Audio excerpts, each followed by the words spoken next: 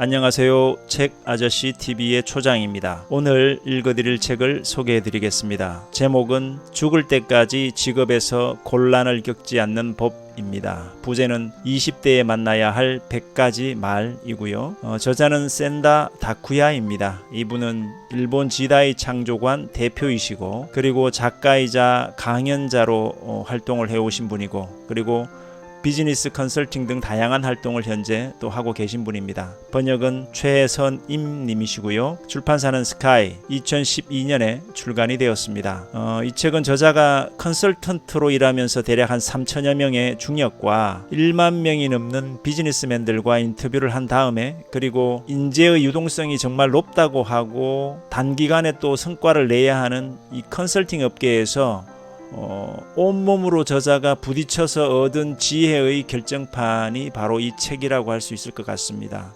비록 부제는 20대에 만나야 할 100가지 말이라고 되어 있지만 제가 읽어보니까 이 책은 20대가 아니라 30대든 50대든 누구라도 어떤 연령대에 있다고 하더라도 읽어볼 가치가 충분히 있는 그런 책이라고 생각이 됩니다. 정말 페이지마다 보석 같은 문장들이 담겨 있습니다. 우리가 흔히 촌철살인이다 라는 이런 표현을 쓰잖아요. 정말 그런 가슴에 팍팍 와닿는 때로는 저 심장 깊숙이 꽂힌다고 하죠. 그런 문장들이 참 많이 있습니다. 또 인생의 어떤 모토로 삼을 만한 어떤 문구들도 많이 있고요.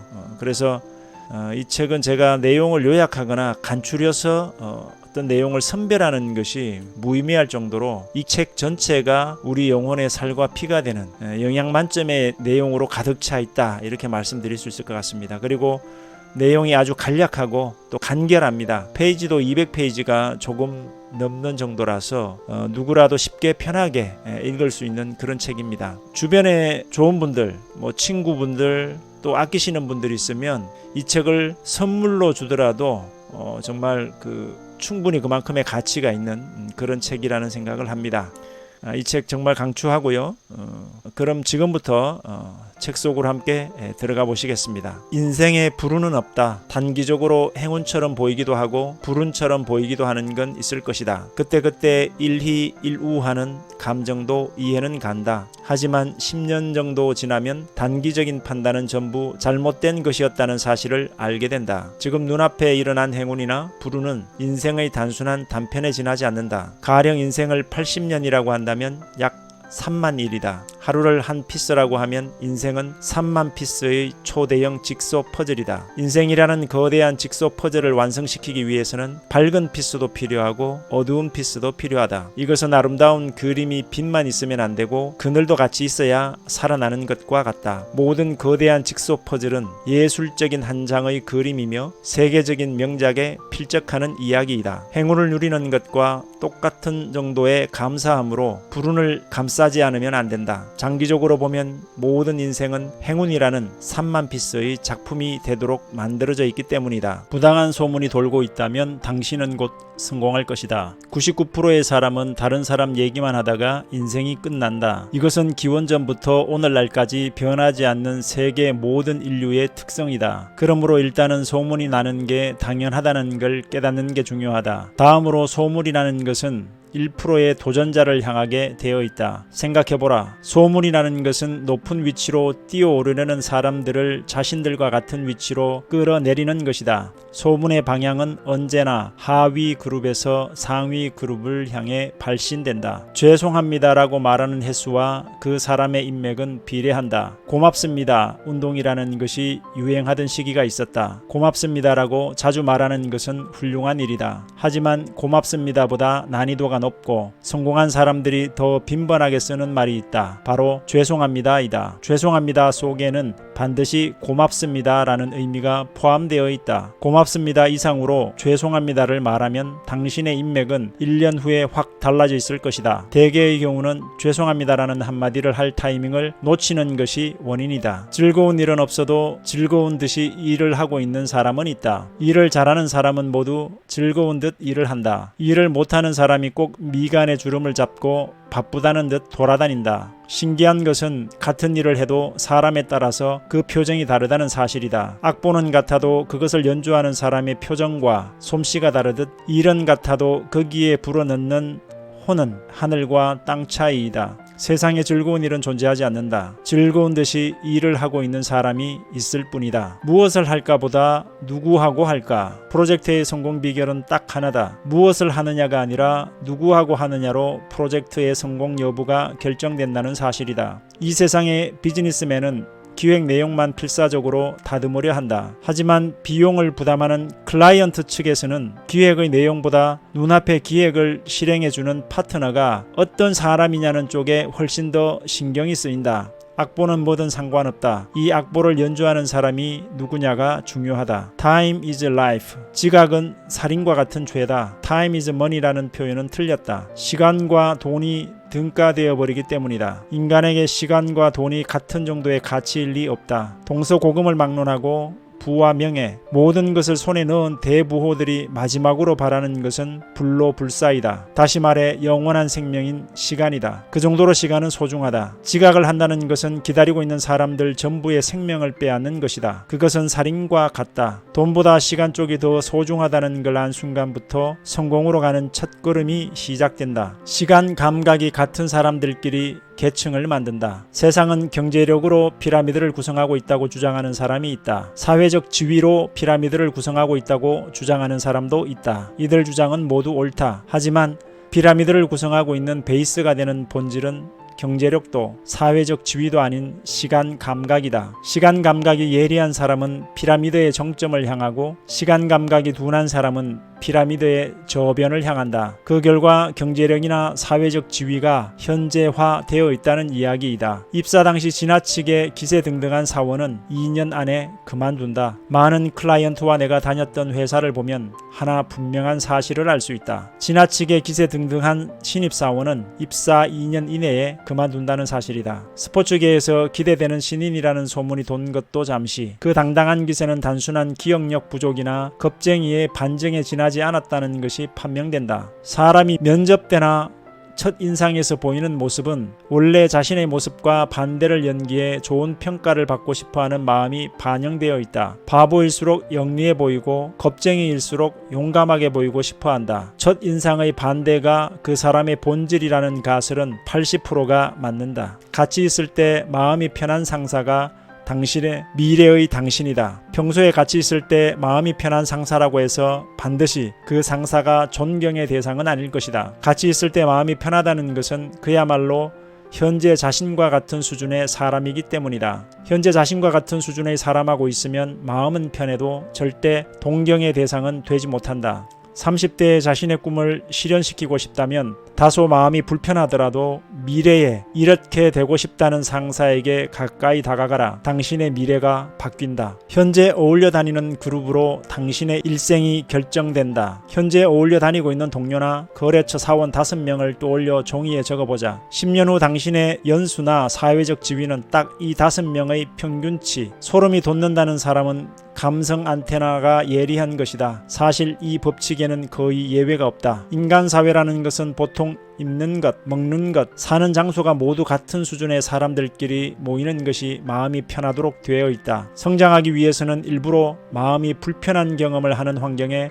자신을 두는 것도 필요하다. 힘이 있는 사람이 아니라 결과를 내는 사람이 출세한다. 이 세상에 실력주의라는 것은 없다. 성과주의라는 것은 있다. 아무리 실력이 있어도 그것을 성과로 해서 조직에 공헌하지 않으면 그 실력은 돼지목에 걸린 진주다. 100의 실력을 갖고 30의 공헌을 한 사람보다 50의 실력으로 50의 공헌을 한 사람이 더 존경받는다. 뿐만 아니라 100의 실력이 있으면 30밖에 공헌하지 못하는 사람에게 세상은 엄하다. 당신이 어느 타입인지는 중요하지 않다. 중요한 것은 성과에 중점을 두는 것이다. 누가 발신했는지를 반드시 확인해 두자. 정보는 정보 그 자체 이상으로 그것을 누가 발신했는지를 아는 것이 중요하다. 이것은 말 전화기 게임을 떠올려 보면 쉽게 알 수 있다. 지극히 단순한 정보도 중간에 5명 정도 사람을 거치게 되면 이상하게 변하고 10명을 거치면 웃음이 터지는 전혀 다른 정보로 변하고 만다. 이것은 비즈니스 등 개인적인 사정이 많이 얽혀 있는 경우가 되면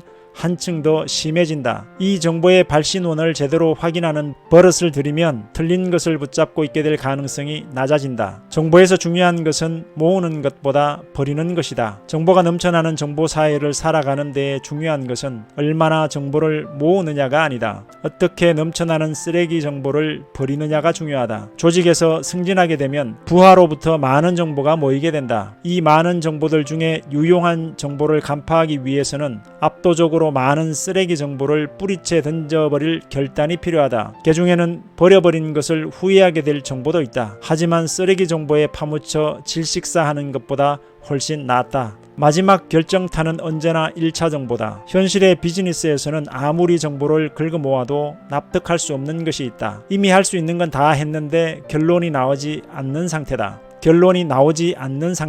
이럴 때에 항상 맹점이 되고 있는 것이 하나 있다. 직접 1차 정보를 잡기 위해 현장에 가는 것이다. 베테랑이 되어 업무에 익숙해질수록 신입사원일 때는 당연했던 첫걸음을 완전히 잊어버리게 된다. 모든 정보는 1차 정보에서 시작되어 1차 정보에서 끝난다. 정보에는 원점 회귀가 필요하다. 정보의 원점 회귀는 항상 1차 정보다. 말하는 양이 적은 쪽이 마지막에 이긴다. 디지털화가 진행되면 될수록 마지막 결정타에서 아날로그 인간 대 인간의 교섭력이 돋보이게 되어 있다. 모든 것을 손쉽게 인터넷으로 처리할 수 있는 것이 최적이지만 인간 그 자체가 아날로그인 이상 아날로그적인 과정이 반드시 어딘가에 들어가게 된다. 그때 기억했으면 하는 것은 교섭이라는 것은 말하는 양이 적은 쪽이 마지막에 이긴다는 사실이다. 일방적으로 퍼부어대는 상대는 그야말로 봉이다. 당신은 그냥 결론만 속삭이면 된다. 이것만은 꼭 전하고 싶다는 것을 하나만 수첩에 명기해 둔다. 교섭 자리에 나가면 주눅이 든다는 기가 약한 사람이 있다. 하지만 교섭은 기가 약한 사람 쪽에 유리하게 진행되는 경우가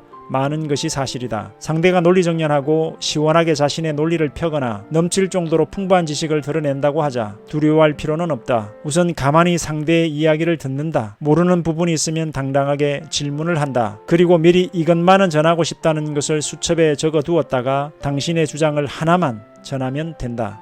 많이 전하려고 많이 말하면 결국 무엇 하나 전하지 못하게 된다. 큰 소리로 말하려 하지 말고 작은 소리로 조용히 말하자. 화를 내는 쪽이 진다는 것은 어른들 싸움의 절대 법칙이다. 화를 내는 사람은 두려워하는 사람이다. 두려워서 어쩔 줄 모르기 때문에 겁 많은 개가 짖는 것처럼 소리를 크게 하는 수밖에 다른 방법이 없는 것이다. 지극히 동물적인 본능에 가까운 표현 방법이라 할 수 있다. 교섭도 목소리를 크게 해서 유리해지는 것은 하나도 없다. 스스로 그릇이 작다는 것만 드러내는 꼴이 될 뿐이다. 소란스러운 회의장을 조용히 만들기 위해 3류 사회자는 목소리를 높인다. 그러나 1류 사회자는 작은 목소리로 속삭인다. 친한 친구는 평생 한 명 있으면 충분하다. 20대에는 어쨌든 무리지어 다니는 걸 좋아한다. 틈만 나면 항상 뭉쳐 다닌다. 학창시절의 연장선상으로 이렇게 된 것도 있고 철이들 무렵부터 친구를 소중히 하세요라는 선생님과 부모들의 가르침을 받아 와서 그런 것도 있을 것이다. 그래서 친구를 만들지 않으면 안 된다는 교회에 빠져나오지 못하고 결국 쓸데없는 시간을 허비하고 있다. 사람은 평생에 친한 친구 한 명 있으면 된다. 마음이 통하는 친구가 한 명 있으면 누구에게 미움을 받아도 무섭지 않다. 단 한 명의 진짜 친구를 만나기 위해 10,000명과 만난다. 친구 수를 늘리는 것을 그만두면 거짓말처럼 인생이 편해진다. 인맥 또 친구도 양을 추구하는 것을 그만두고 질을 추구하게 되면 지금까지의 인생이 거짓말처럼 편해지고 꿈이 이루어진다. 5명의 애인 모두를 만족시키기 위해서 엄청나게 많은 돈과 시간이라는 에너지가 필요하지만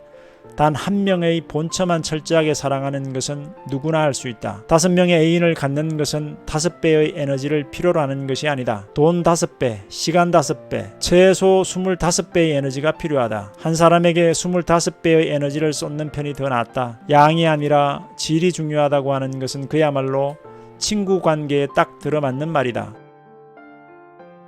사람을 좋아하면 안 된다고 생각하기 시작했다면 사랑이 시작되는 것이다. 이 사람을 좋아하지 않으면 안 된다고 생각하기 시작했다면 그것은 사랑의 끝이다. 사람을 좋아하게 되는 것은 노력해서 될 일이 아니다. 51가지 좋은 점이 있고 싫은 점이 49가지 있으니까 51대 49로 좋은 점이 더 많아 사랑에 빠진다는 식이 아니다. 좋아하는 면이 하나밖에 없고 싫은 부분이 99가지 있음에도 불구하고 그 하나에 빠지게 되는 것이 사랑이다. 연애 중에 싸움이 끊이지 않고 불평을 서로 말하는 동안은 그나마 낫다. 서로 기대를 하고 있기 때문에 불만을 말하고 있는 것이다. 서로에게 무관심하다면 싸움도 할 수 없을 것이다. 무관심이야말로 진짜 사랑의 끝이다. 사랑의 시작은 언제나 끝난 다음이 아니면 모른다. 시작은 항상 처음 만난 날이다. 상대를 존경할 수 없는 것은 자신을 존경하고 있지 않아서다. 아무리 노력해도 남자친구를 존경할 수 없다. 회사에 존경할 수 있는 이성이 한 명도 없다고 말하는 사람이 있다. 이런 사람은 어디를 가도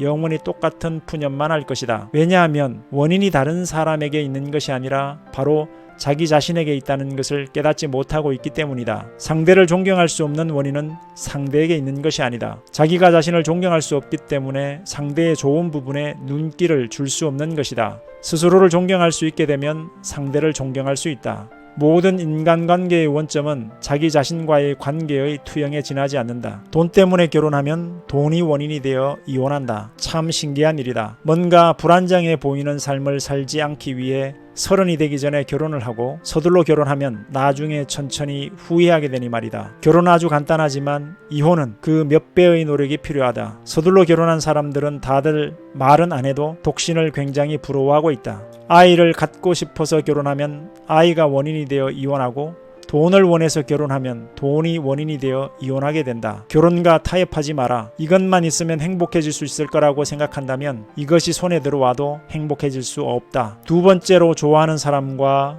함께 밤을 보내지 마라. 인생에서 소중한 것을 하나만 말하라면 두 번째로 좋아하는 사람하고는 함께 밤을 보내지 않는 것이라고 대답할 것이다. 세상에서 두 번째로 좋은 사람하고 고급 호텔에 투숙하면서 퍼스트 클래스로 로마의 휴일 코스를 여행하는 것보다 세상에서 제일 좋은 사람하고 자전거 타고 강변길 하이킹에 나서는 편이 1억 배는 더 행복하다. 마음속에서 제1지망의 거짓말을 하면서 제2지망에서 제100지망까지 여기저기 떠돌아다녀 봤자 허무할 뿐이다. 뭐뭐 해서 좋아하는 사랑하는 것이 아니다. 결혼 상대의 조건으로 나이, 학력, 연봉, 근무처, 키, 집안 등등 정신이 아득해질 정도로 많은 조건을 붙여서 검색하는 사람이 있다. 나는 최소한 이런 조건을 만족시키지 않는 사람하고는 데이트를 할 수가 없습니다라고 말하는 사람이 있다. 무엇이라는 좋은 조건이기 때문에 좋다라고 하는 것은 스스로를 보잘것없는 존재로 만드는 것이다. 괜찮은 학교를 나와 인류 기업에서 근무하고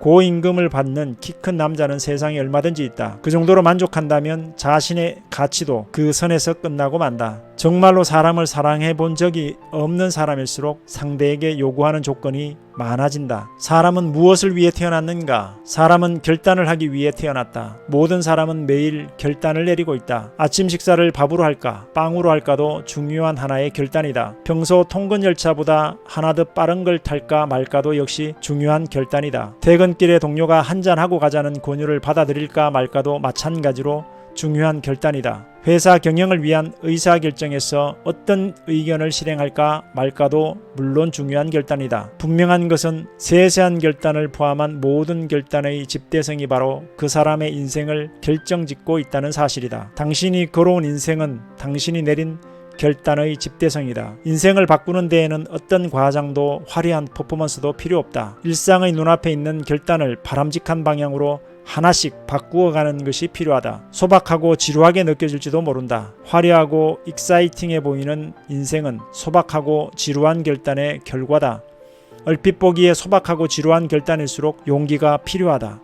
어느 쪽이든 괜찮다고 말하는 사람은 살아있다고 할 수 없다. 꿈을 실현시키고 싶다면 어느 쪽이든 괜찮다는 말버릇은 당신 인생에서 영원히 떠나보내야 된다. 사람은 두 종류밖에 없다. 어느 쪽이든 상관없다고 말하면서 죽을 때까지 결단을 회피하는 사람과 모든 면에서 스스로 결론을 내리면서 매일 자신의 꿈에 가까워지는 사람이다. 전자의 인생을 산 사람은 죽을 때 반드시 후회하게 되어 있다. 한 번 정도는 내 인생을 살아보고 싶었다는 유언을 남기면서 말이다. 검토해보겠습니다가 입버릇인 사람은 가까이 하지 마라. 당신이 신속한 결단을 반복함으로써 꿈을 실현시켜가는 사람이 되고 싶다면 주위에 검토해보겠습니다가 입버릇인 사람 곁에는 절대 가까이 가지 말아야 한다. 가능하다면 이런 입버릇을 듣는 일도 피하는 편이 좋다. 말이라는 것은 그것을 내뱉은 본인뿐만 아니라 주변에서 들은 사람에게까지 영향을 미치는 무서운 효과가 있다. 꿈을 실현시켜가고 싶다면 결단이 빠른 사람들 곁에서 살아가겠다고 결단해야 한다. 한번 도망친 결단에는 죽을 때까지 쫓기게 된다. 만약 결단으로부터 도망치면 어떻게 될까? 싫은 일에서 무사히 도망칠 수 있었으니 그걸로 행운일까? 한번 결단해서 도망치면 반드시 시차를 갖고 다른 형태로 같은 결단에 쫓기게 된다. 믿기 어렵겠지만 여기에 예외는 없다. 당신이 까다로운 고객의 클레임을 대충 얼버무려 수습했다고 치자 그 후 잊을 때쯤 전혀 생각지도 못한 다른 고객으로부터 이전의 클레임보다 더 심한 클레임을 받게 된다. 어차피 언젠가 결단을 내야 한다면 지금 결단하자. 스스로 결단하는 것 외에는 결단이 아니다. 누구와 상담해도 좋다. 그 대상이 몇 명이어도 좋다. 하지만 절대 잊어서는 안 되는 것이 있다. 최종적으로 결단을 하는 것은 반드시 자기 자신이라는 사실이다. 스스로 결단한 것 이외에는 일체 결단이라 부를 수 없다. 결단에 실패해 인생을 망쳤다고 하자. 그것은 100% 자기 책임이며 다른 누구의 탓도 아니다. 그렇기 때문에 결단은 즐겁다. 인생을 망친 것처럼 보여도 결단하지 않은 인생 같은 건 죽은 것이나 다름없기 때문이다. 참 바보 같은 짓을 많이 했지 라고 죽을 때 웃을 수 있는 인생은 최고의 인생이다.